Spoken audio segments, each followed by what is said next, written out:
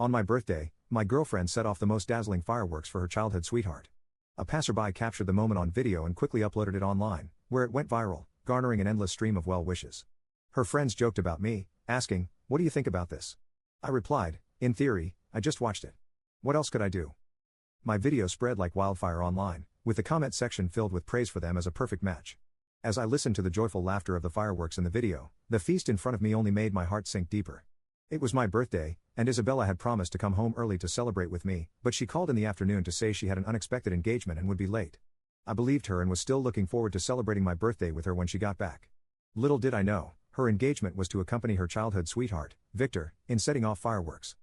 How ironic it was. In the video, Isabella's beautiful face, usually aloof and cold, was filled with laughter, and her eyes were full of tenderness as she looked at Victor. This was a smile I had never received. Before this, I thought she was just naturally not a smiling person, incapable of expressing affection. I laughed in self-mockery, unwrapped the cake, and ate in silence. The greasy sweet tasted right in my mouth, but suddenly, it felt pretty pointless. I took my phone and called Isabella. She answered quickly, and her voice was as cold as ever. "What's up?" As she spoke, I could clearly hear the sound of fireworks in the background. After a second of silence, I swallowed the cake in my mouth and asked calmly, "Where are you?" "At the office." "What's the matter?" She seemed to have moved away from the riverside, and the sound of fireworks was gone. Her voice was still calm, showing no signs of the panic one would expect in this situation. I glanced at the video on my tablet and felt even more disinterested. "Let's break up, you're making a fuss again," I sneered. "Browse the videos online more often, Miss Internet Celebrity." With that, I hung up the phone. Since I had proposed the breakup, I shouldn't stay at her place any longer. I looked at the untouched dishes on the table, got up, and went to the kitchen to find some containers to pack them up. Then I packed my belongings and took a taxi back to my small apartment, which I hadn't visited in a long time. After I graduated from university, my parents bought me a small apartment in the city. After getting together with Isabella, she always said that our homes were too far apart, and it was troublesome for us to commute between them, so she asked me to move in with her. Actually, the distance between these two houses was just the distance between her and me. We looked close, but our hearts seemed to be separated by the Pacific Ocean. Back in the long-lost small house, I tidied up simply and went to bed after washing up. The next day, I found only a few messages on my phone. "What's the matter with you now? Come back when you've calmed down. Don't be too willful." It seemed she came home last night and found out I had moved out.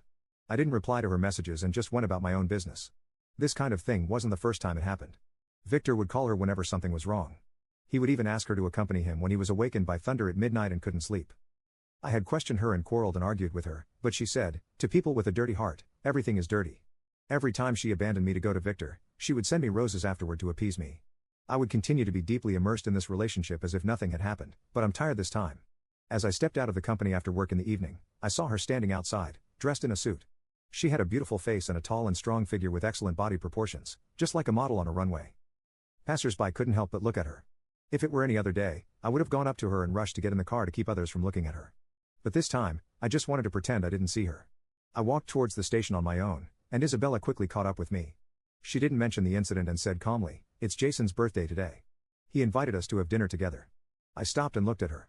Sure, we got in the car, and there was a silence inside. The wind blew in from outside the window, and I smelled the faint scent of jasmine. It was the scent of Victor. The scent wasn't too pleasant. On a whim, I asked, "Do you like the smell of jasmine?" Isabella's eyes flickered slightly. "It's okay." "Really?" I thought, then why have I always smelled this scent on you before? I didn't say anything more. We arrived at the agreed hotel where they had been waiting for a while. Seeing us come together, Victor was obviously surprised. "Good evening, Isabella, Alex. We've been waiting for you for a long time." I smiled faintly and looked at Jason. "I'm sorry. I came in a hurry and didn't bring a gift." Jason is Isabella and Victor's childhood friend. Isabella always took me with her to their gatherings, and gradually, we became acquainted. "I've given him a gift. You don't need to feel sorry." Isabella led me to the table. The remaining two seats were opposite each other. I didn't know if they arranged it on purpose. I let go of her hand and walked straight to the seat opposite.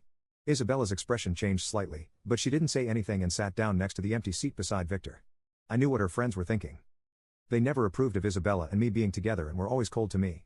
Before, I wanted to get along with them, and I would give them gifts I had carefully selected for every holiday. But I've never seen anyone really use the things I gave them. They probably didn't want to accept me from the bottom of their hearts. I was too naive to see such an obvious thing until now. I didn't say a word and ate quietly. Isabella chatted with them with ease, peeling shrimp without stopping. She never eats seafood unless someone peels the shell for her, and she will reluctantly try a bit because she finds it troublesome to peel it herself. However, she didn't mind the trouble now. She peeled the whole plate of shrimp, moved it in front of Victor, and then slowly took a wet wipe and wiped her hands carefully. This was a treatment I had never had. Seeing this, I felt depressed. I decided to let her go, but I still felt sad when I really saw her like this. Jason also noticed her actions. He looked at my expression and nudged Isabella, teasing, "Don't favor one over the other. Peel some shrimp for your boyfriend too." Isabella seemed to realize it for the first time, looked at the empty plate on the table, and said, "Order another plate." "No." I took a sip of my drink and said calmly, "I don't like shrimp." "How about fish then?" "I don't like it." Isabella looked surprised, seemingly not expecting me to say this without hesitation. Meeting her gaze, I took a napkin and calmly wiped my mouth and stated, "I don't like anything you said." "Alex, are you angry?" Adrian said cautiously. "Why don't you eat this plate of shrimp?" "Please don't be angry with Isabella." Her tinted lip made me look like the bad guy. "How could I be angry? Please enjoy your meal. I just remembered I have some unfinished work, so I'll take my leave." With a calm smile, I picked up my bag, ready to leave. "Come on. Are you still upset about Isabella setting off fireworks for Victor?" Jason mentioned deliberately, his face filled with provocation. Hearing him bring this up, Victor spoke up. "I'm sorry, Alex. I was in a mood back then, and Isabella just wanted to cheer me up with that." "Isabella, you should apologize to Alex." Isabella frowned upon hearing this. "I just set off some fireworks. Why should I apologize?" Her words caused the atmosphere to freeze. Victor smiled subtly at me from where she couldn't see, as if silently declaring her possession over Isabella. It was laughable. The person who did wrong had no idea that she was in the wrong. Just like before, she never realized her own faults. She thought she could just casually appease me and move on from this. I smiled. "Yes. You're right. The fireworks were quite a spectacle. Keep it up next time." With that, I left without looking back. The moment I closed the door, I heard Victor's voice. "Isabella, go apologize quickly. Alex is obviously angry. Don't mind him. He'll be fine in a few days." Her words stabbed at me like a sharp sword. What on earth had I done before to make her so confident? I walked out of the hotel slowly. The cool breeze of the early autumn night was refreshing. I strolled along the bustling streets with couples passing by, their affectionate displays genuinely enviable. Before Victor came back, Isabella and I were just like them. We held hands tightly, unwilling to let go for fear of losing each other. So why did things turn out this way? I felt heavy breathing, a bit suffocated. Seeing an ice cream truck on the side of the road, I thought for a moment and bought an ice cream. The moment I got the ice cream, I suddenly remembered her words vaguely. "You know, you did something amazing today for not eating ice cream, but you still can't resist it." I took a bite in a daze, and it was salty. "Your ice cream tastes salty," I said to the ice cream truck owner, my voice trembling. The owner glanced at me and handed me a tissue. "Mister, maybe you need to wipe your tears first." I looked at my eyes blurred, and I realized that tears had fallen on the ice cream. No wonder it tasted salty. I sniffed, turned around, and went home. I received a message from Isabella as soon as I got home. "Have you arrived home?" I glanced at it and didn't reply.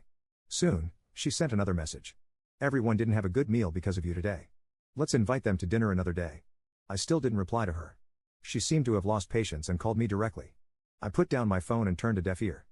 When I came back after washing up, the phone had already fallen silent. Before going to bed, I absent-mindedly browsed through the WhatsApp statuses and unexpectedly saw a photo Victor posted 5 minutes ago.